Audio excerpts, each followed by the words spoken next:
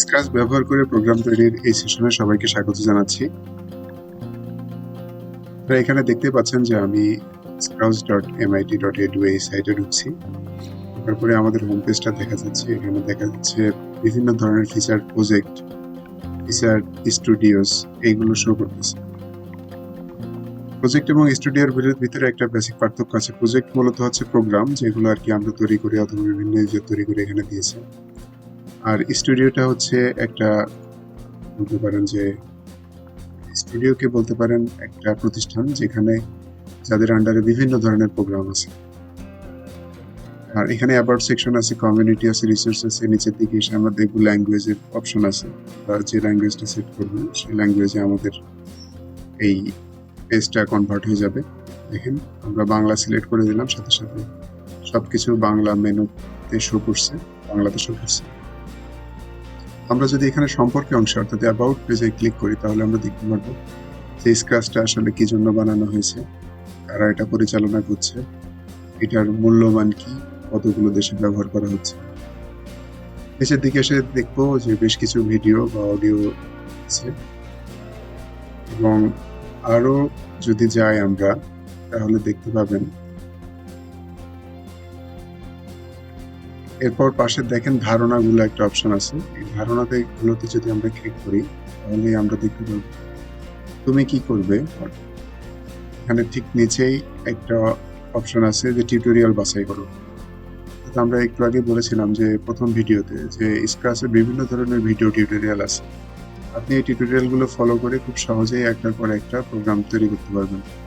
যেমন এখানে শুরু করো যে অপশনের চেষ্টা করো, স্ক্র্যাচ টিউটোরিয়ালটা কিভাবে শুরু করতে হয় এখান থেকে আপনি শুরু করতে পারেন। দেখেন অ্যাক্টিভিটি নির্দেশনার ভিতরে এ পর্যন্ত যে গল্প বা যে টিউটোরিয়ালগুলো বানানো আছে সবগুলো দেখাচ্ছে। যদি সবগুলোতে ক্লিক করি, অ্যানিমেশন, চার্ট, সঙ্গীত, খেলা সবগুলো সম্পর্কিত যতগুলো ভিডিও টিউটোরিয়াল আছে এখানে শো করবে। আমি যে কোনো একটা ভিডিও টিউটোরিয়াল উপরে ক্লিক করে প্লে করলে দেখব যে আসলে এই প্রোগ্রামটা তারা কিভাবে বানিয়েছে সেটা আমাদের খুব সুন্দর ইনস্ট্রাকশন দিয়ে বুঝিয়ে দিয়েছে। আপনি এখান থেকে ভিডিও টিউটোরিয়াল দেখে খুব সহজে ব্লগ সাজিয়ে আপনি স্প্রাইটকে রান করাতে পারবেন।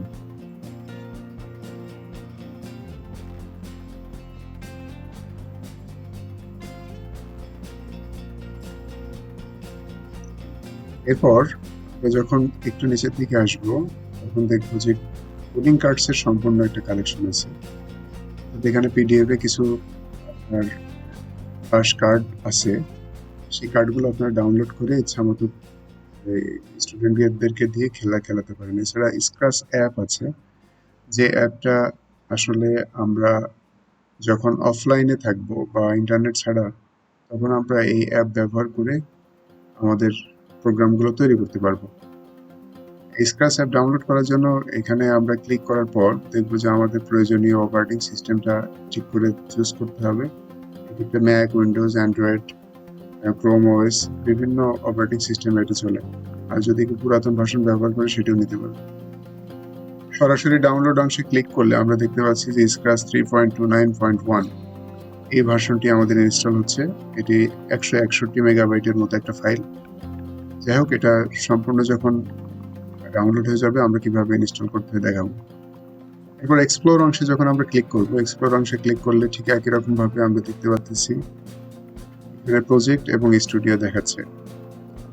একটা স্টুডিওর আন্ডারে যতগুলো প্রজেক্ট আছে আপনারা এখান থেকে দেখতে পারবেন।